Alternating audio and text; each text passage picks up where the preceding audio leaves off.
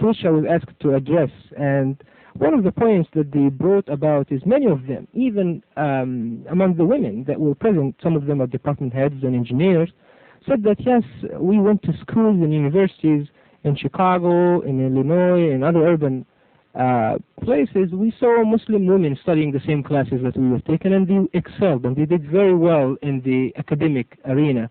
But when we came to corporate America, we didn't see any of them. And at this point, they recognized that there is an environment that kind of work as an obstacle for those career-oriented women that deter them or outright reject them from being, given their full potential of their whatever they learned in their schools. So that, in fact, also brings the point of minority relations closer to home. And I'd like to see if you wish to address this particular issue. Anyway.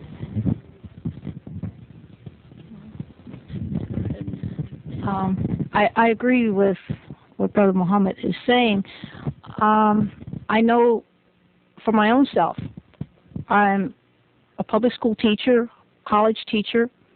I went in, I was accepted for a job.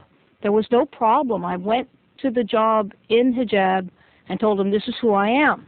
They didn't have a problem. This was in the African American community. They had no problem with this. I went into the main personnel division to get my contracts, my papers. The first thing they asked me for was my green card. I was born in the northeast side of Washington, D.C., raised on the northwest side above Embassy Row, where all the Middle East embassies are presently located. And I told them I don't have a green card. And they said, well, you can't work here until you have one. I said, look, lady, I said, my English is definitely better than yours, and I am definitely from here. And she looked at me. I had to actually get a driver's license, get ID. She did not believe this. She wanted a green card. So that if you dress like this, I'm sure she wouldn't have asked a nun, and I'm usually taken as a nun or an Orthodox Jew.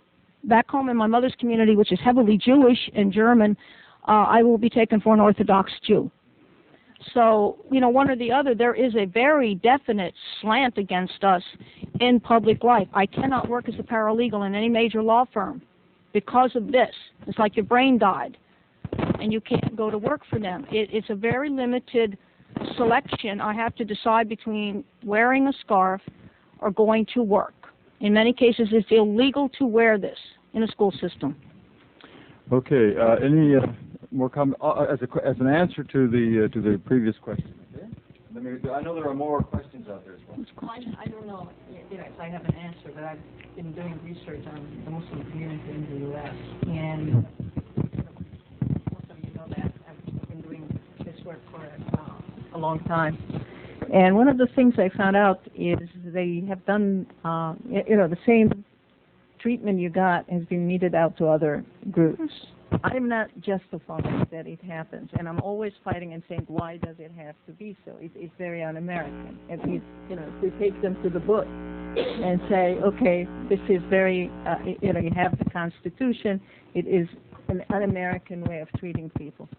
At the same time, I am told that if the Muslim community perseveres, if the Muslim community is willing to participate in the process of changing the situation, it would help. And the reason I'm talking about it is that there are some people in the general community, in human rights and in the National Council of Churches who are taking a stance, and they're always doing it by themselves. And if the Muslim community would learn to cooperate with them, it would help. It would show that they are participating in the process. But the tendency is for the Muslim community to talk to itself, to hide on itself. It's a typical minority attitude. But this is something that the Jewish community has faced, and look where they have come. The Catholic community, apparently when the Catholics came to the United States, they were considered terrible, and there's a whole literature on that. So all I'm saying, I'm not comforting anybody. I'm urging you to find people who will work with you and go to your senator and your congressman and demand your rights as an American. Hold them to the book. But you have to participate. You cannot hide. And the Christians can't do it for you. You have to work with them. I guess Yes. I was partly going to say some similar type of things, that I think it does take political organizing, and we're back, Yvonne, to your issue about name an issue and then create some alliances, and one of them, this isn't... Yeah, it works. Yeah, it's working.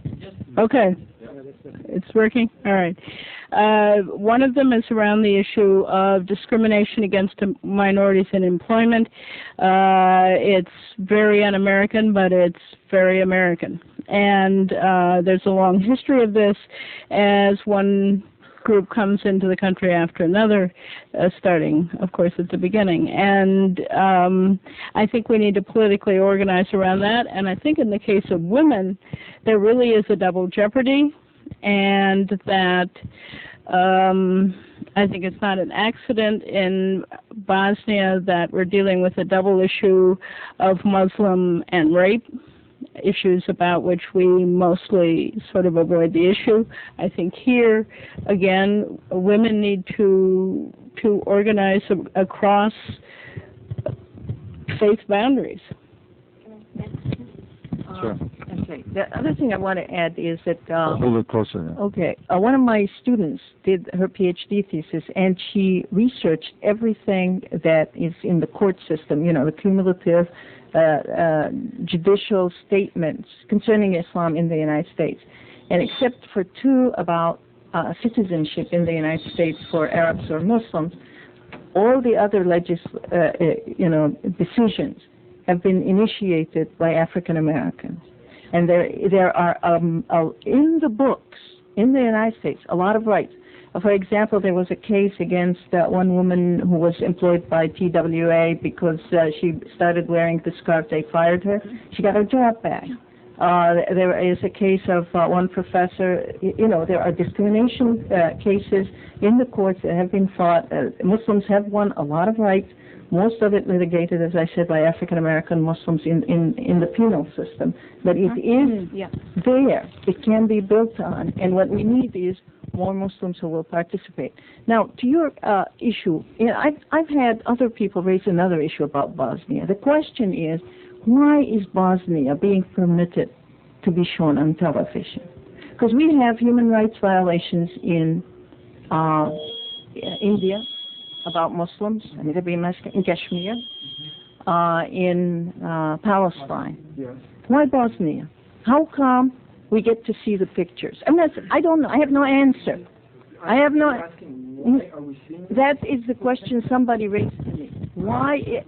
What is the television station agenda in showing this? Because they could hide it. That is the question some people are asking. Why are they showing it? I have no answer. They aren't showing it. The picture you're seeing now about a year and a half old. We've got sisters here from Bosnia who helped make those newsreels. And those newsreels are about a year and a half old. We don't know what's going on there now. They're not showing it. There's a question over here. No, it's not a question. Actually, they are not showing it. They are hiding over 99% of the truth, of the facts. I am an MD, and the drug rep just came from China, who happened to meet with me in this past week, and he was tremendously, hurt by what he has seen in China, on the China TV, which has not been ever projected here on the American media. And he was so, he's American, he's an Anglo-Saxon American, and, he was so, terribly hurt by the fact that the truth is hidden from the public and the masses here. This is the only thing I'd like to... I don't know. I have one more question. Did you want to make a comment? Well, the whole thing about the media and where and how and why they make certain choices is most probably painted by tainted, colors. And because that issue came during the campaign, only then it became important for the media to cover it. Only then it became important to cover it regularly. And some networks are more attentive to it than others. You see ABC bringing it always on top of the news, always